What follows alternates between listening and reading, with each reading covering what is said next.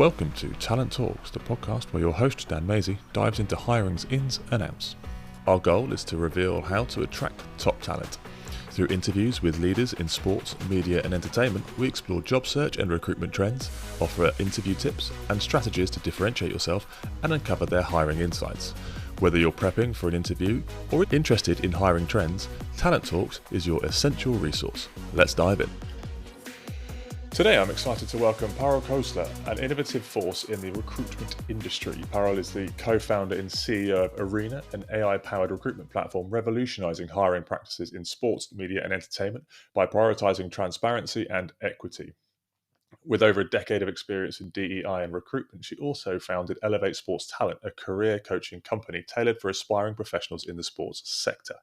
Her previous roles include managing diversity and inclusion at the NHL and talent acquisition positions at Minute Media, Madison Square Garden, and the Walt Disney Company. Parul has been recognised as a LinkedIn top voice and a rising leader by Sports Business Journal. Join us as we delve into her journey, her approach to creating equitable hiring processes, and her vision for the future of recruitment, which I think is going to be a fascinating conversation. So, Parul, welcome to Talent Talks. How are you today?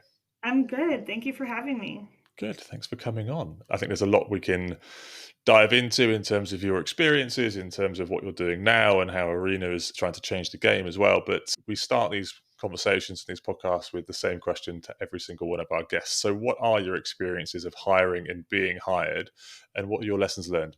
That's a great question. It's kind of a loaded question. And my experience on both sides, obviously, as you said, I've been a recruiter, and then also I have kind of job hopped my way around the sports and entertainment industry. So I've been on the job seeker end of things quite a bit as well. And for me, it's hiring in sports and entertainment and these kind of like high profile industries is very different than other industries. And I figured that out kind of immediately. I was the first person in my family to enter into a career in this sector or in this line of work. So all the advice that had been given to me about interviewing and applying for jobs really I found out very quickly was not applicable to sports and entertainment. Like you have to kind of do a little bit more as a job seeker to get roles in the space. So I learned early on when I was in college and I was looking at internships how competitive they were, how I needed to figure out ways to stand out.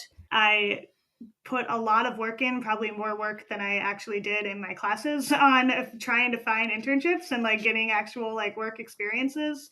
I did things like attending career fairs and stalking people's emails online and trying to reach out to them because they would never give you their email, and then try to follow up with them. And that's actually how I got like my first internship in the space with the New York Mets. And then things like I saw somebody from Major League Baseball was speaking in a class on my campus, and I just kind of like went to that class even though I wasn't actually in that class, and listened to him speak and showed up with my resume at the end, and he was super impressed that I did all of that, and I got another internship that way. And just things like that, like where you have to kind of do a little bit more, like find ways to stand out a little bit.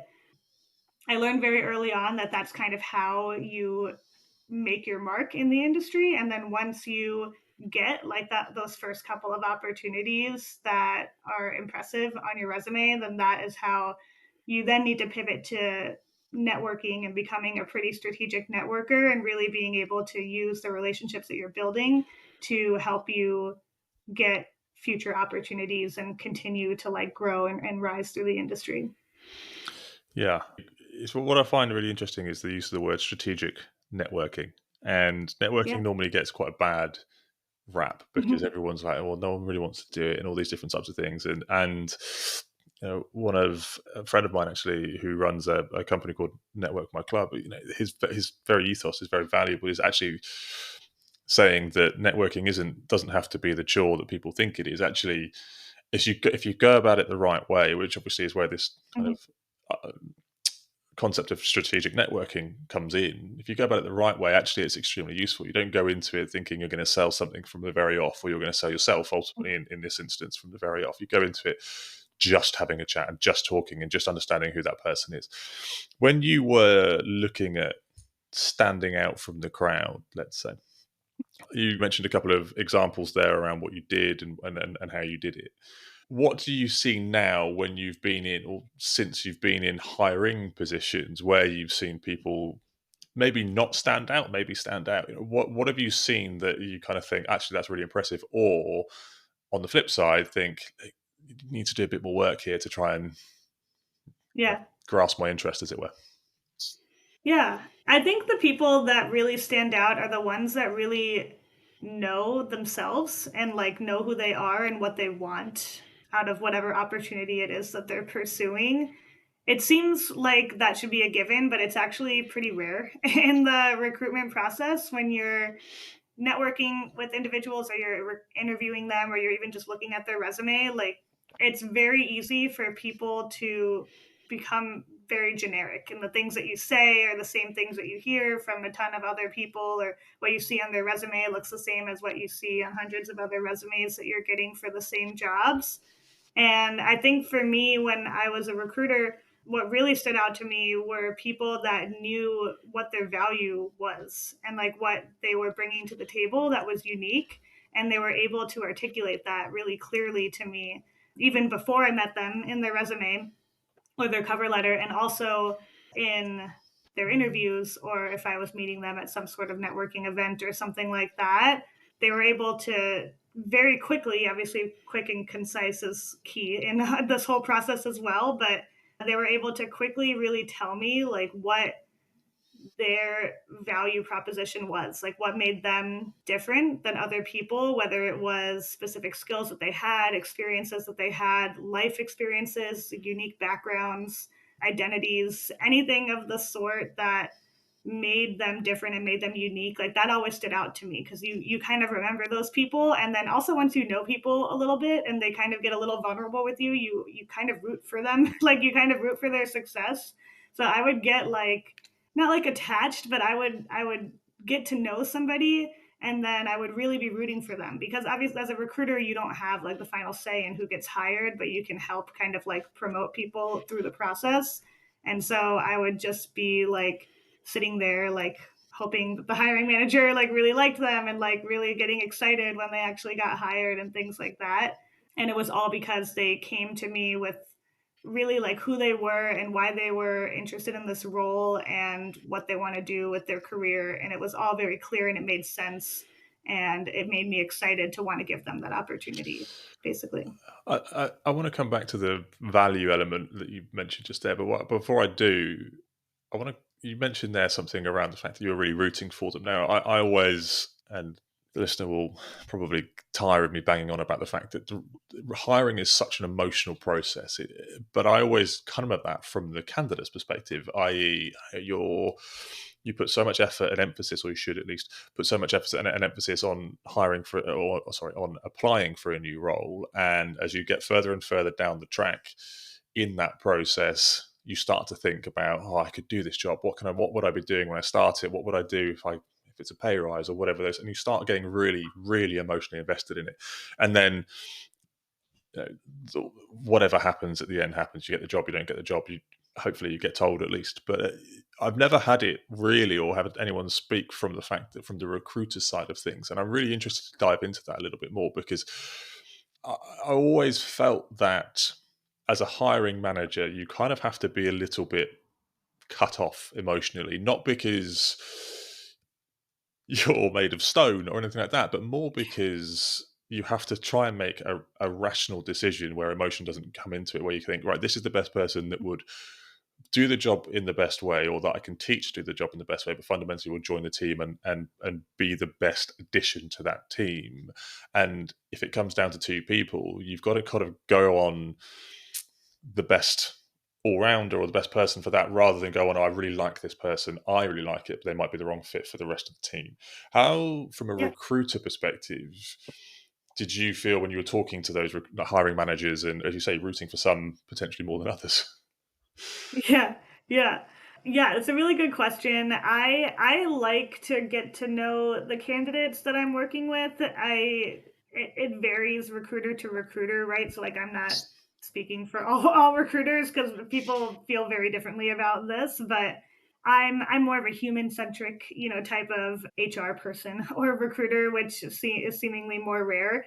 But I always liked to get to know them in ways that made sense. Like, obviously, you have to be unbiased in the hiring process. You have to make sure that you're giving people fair and like equitable opportunities, obviously. But I did like to know, like, kind of why they were here. And that always told me like a lot about them.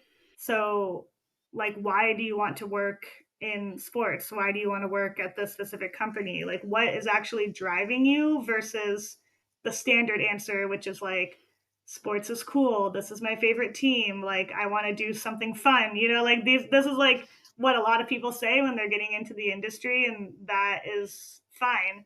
But what really stands out is like when somebody tells me a story about like the first time they went to a sporting event with their father, and it was this like emotional like thing that they clung to, and it gives them, I don't know, it like fulfills something in their life that they were always missing, or something like that. Like, when you're able to tell me a story about like what this role actually means to you on like a personal level, it I think it helps me make a better hiring decision, because like I want somebody that is going to be motivated Mm. and driven in the role that they're in. And if they just want to work here because they think it's cool and fun, they're going to get disappointed very quickly, because it's not really always that cool and fun. Like, it is like really hard work, really long hours, no time with your family and friends, like very little pay. Like, there's all these things that are like, people don't think about that before they get into this industry. But the people that have that like passion and that drive and that ambition, like those are the people that really succeed in this industry and end up growing pretty quickly. Mm. So that's why I like to learn a little bit about them. And then once I do that, I'm able to kind of relay that information to the hiring manager. So the hiring manager doesn't have to ask those questions, and they can be a little bit more impartial. But I can say, like, hey, like, in my vetting process of these candidates, I strongly believe that, this one is like a fast learner, highly ambitious, will grasp onto this role quickly and grow really fast. Like, I could see her growing into all of these different types of roles, like depending on what she wants to do, like versus somebody that I don't really know very well, then I Mm. can't really like speak to them in that way. So it helps, I think, on both sides. Like, it helps me become more of an advocate for the candidate, but it also helps me articulate to the hiring manager, like from a more personal side of things, aside from like obviously the skills that they need to have and whatever technical requirements and things like that they need to have.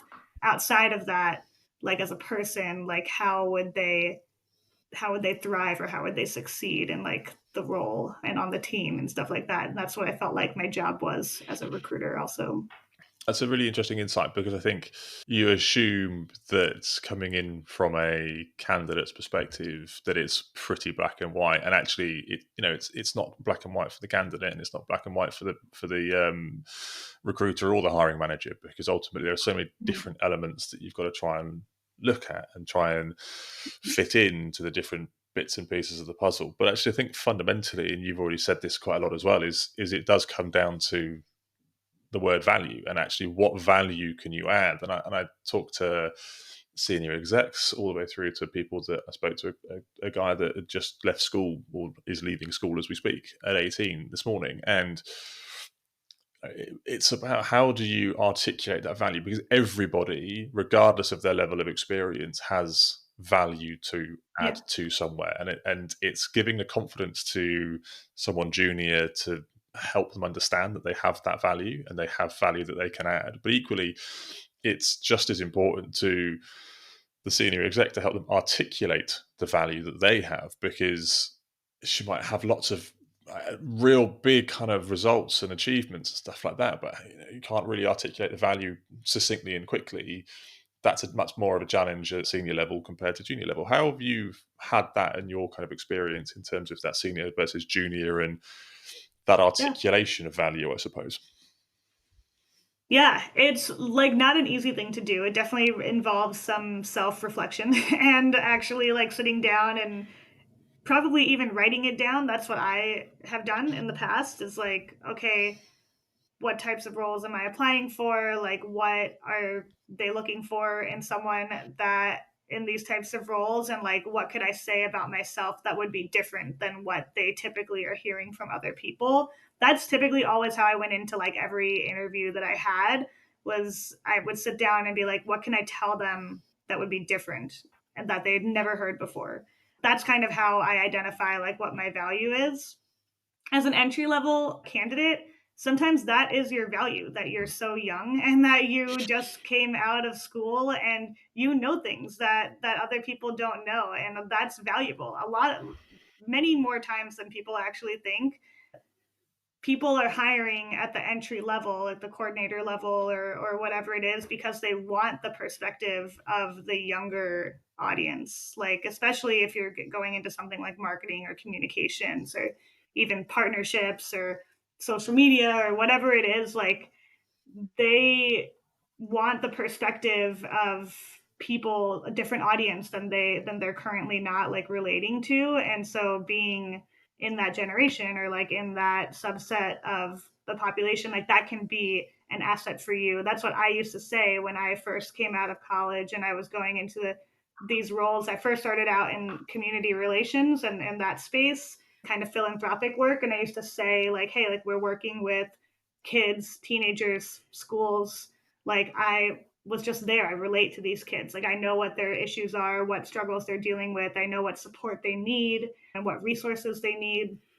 And I can help also with like our marketing language and how we're reaching out to them and what social media channels we're using and what language we're using in those posts. Like I can help kind of craft those things because I know, like, you know, I know how they speak. I don't anymore. Now I've gotten too old. But at the time I used that to my advantage because whoever the people I was talking to were like 20 years older than me, and they found that really appealing because they were like, oh, amazing. I don't have to think about, you know, how to speak to millennials or like whatever it is. Now it's like Gen Z or even Gen Alpha or whatever, keep going down the line. But that is an asset. So like thinking about those things or thinking about like specific life experiences that you went through, whether it was like I had surgery when I was 15. I had back surgery, and I've talked about that in interviews as kind of to show that my resilience and teamwork, because I was on the varsity tennis team. I was the captain of the team in my high school. I couldn't play for a year, but I still was there. I went to every practice, every game, supported them, like all the things.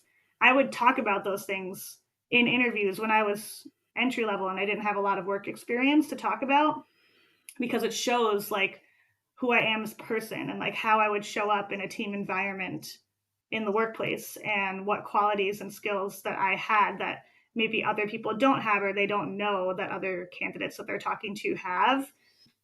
Literally anything that like can make you stand out and like you can tell them something that like nobody else has told them before, so they will like remember you. Like they'll be like, oh, that's the girl that had surgery, or like that's the one that can speak to Gen Z, or like whatever it is. Like pick your differentiator and talk about it. As you get more senior, as you get into like your mid-level and senior level type positions, that's where you can still lean on personal like values and experiences. I talk to a lot of people that are trying to transition in their careers. So they're like mid to senior level, but they're in a different industry and they want to work in sports and they don't know how to get a role without having sports experience in their background. And I always say like it's not even about that. It's about how you're talking about your value.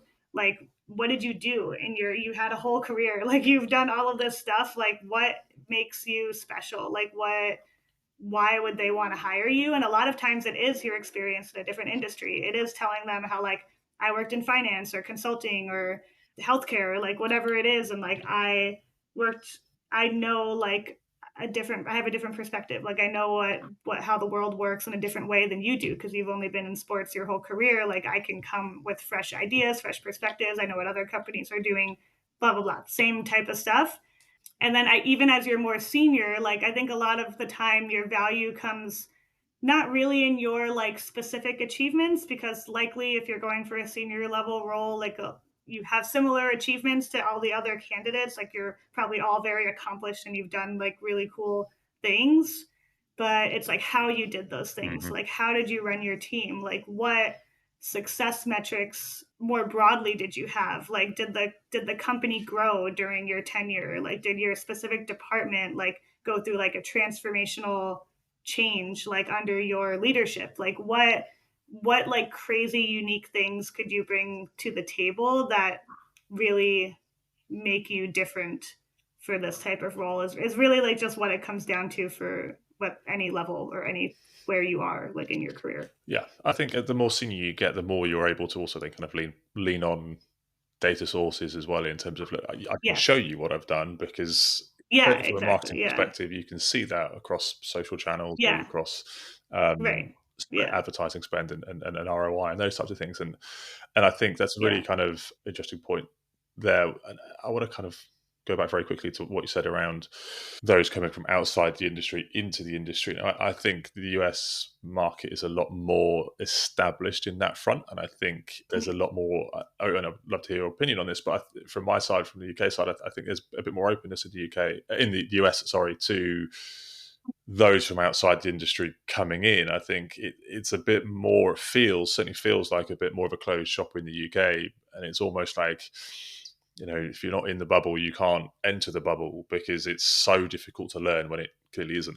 And I think even if you've got somebody that can really articulate their value, you have to have, certainly at a senior level, a director ownership group or whoever is hiring, CEO, board, that are a little bit more forward thinking ultimately, to think, well, this person can come in and he or she can really add value here because they bring, as you say, a kind of diversity of thought, that different level of creativity and innovation. They can bring that into what we do as a Yeah. sports club. I don't know whether that's just from a kind of outsider's perspective of the US, or whether or it's fairly similar out there than it is here. Yeah, that's pretty much like what my experience is. A lot of times I've actually been seeing, at least in the US, because that's the only place that I have worked, but I've really been seeing as a recruiter, like talking to hiring managers, there's a lot more openness and actually like a desire to hire people from other industries into sports, because a lot of times when you're just kind of like fishing in the same pond with all of the people in sports, you end up just running across the same people all the time. And you're just like, I already know this person and this person and this person. And for whatever reason, like they weren't a fit for the role. And so it's like you feel like you've run out of all of the talent and you're like, who else can I hire? But now, like more than before, like in the last few years, people are actually not even wanting to hire people in the sports pool, and they only want to hire people from other industries because they want to innovate. Like innovation is obviously like huge right now. AI, like future of work, like all these things that are happening there. Sports is kind of a more antiquated industry, so it's a little bit older, and it kind of falls behind some like technological and like innovation trends. So the people that exist in sports are not really desirable because likely they are not as advanced as like other industries, and so people like want to hire individuals from tech or finance or some of these other industries that are like way more advanced. Consulting is a big one too that a lot of sports teams hire from. They want those perspectives and those experiences in on their team because it's obviously going to make them stronger, and as a leader it's going to make you even more successful. So it's like kind of like a win-win. I get asked that a lot from people because, as you said, I'm also a career coach and I work really like 60% of my clients or something like that is career changers, like people from outside of sports. There's so many people that want to work in the industry, but they feel like there's, I guess, a misconception that they'll never get hired because they don't have sports experience on their resume, and people only want to hire people in sports. And that did used to be the case, but it's definitely changing now, and it's really all about how you're positioning your experience and making sure that you're speaking the language of sports people on your resume. A lot of the biggest mistake that I see career changers make is that they write their resume like the way they would write it in their current career. So like if you're in healthcare or in tech or even in finance or consulting, like sometimes your resume is worded very differently. You're using a lot of big words, you're using a lot of acronyms, you're using a lot of things that sports people just like don't understand. Like sports industry is very like casual. They don't want to see all kinds of words. They want everything to be clear and concise and easy to understand, and they want it to be written in the language that they're used to and how they talk. So like I always tell people, look at the job description, like literally look at how they're wording it. Like what are they saying in the job description? Like use that same language, like the same words, the same keywords, but also like the same tone of voice that they're using in the job description is typically like what's going to resonate more with them on your resume and in your cover letter. So you want to make sure that like you're just like anything that you write, like that you're knowing your audience and you're writing it for your audience that you want to be able to comprehend it. So yeah, I think you've said so many different things there that we could dive into.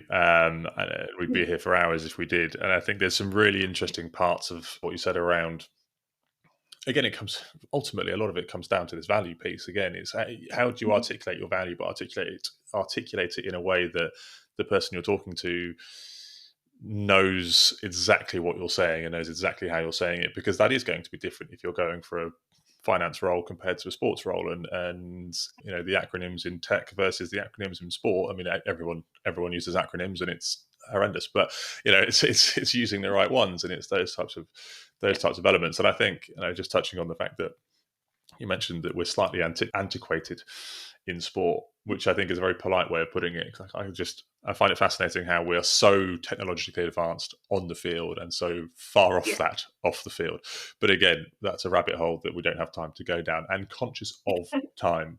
Parul, before we get to our 3 quick fire questions, I do want to just touch on the fact that you mentioned AI and you mentioned tech within that, you know, what you've said just then as well. I want you to kind of tell us a little bit about what you're trying to do with Arena and how that works and how that is bringing that side of things into the off-field side of sport, essentially. Yeah. So with Arena, we're really, in the simplest terms, just trying to transform the way that people get hired in sports and entertainment.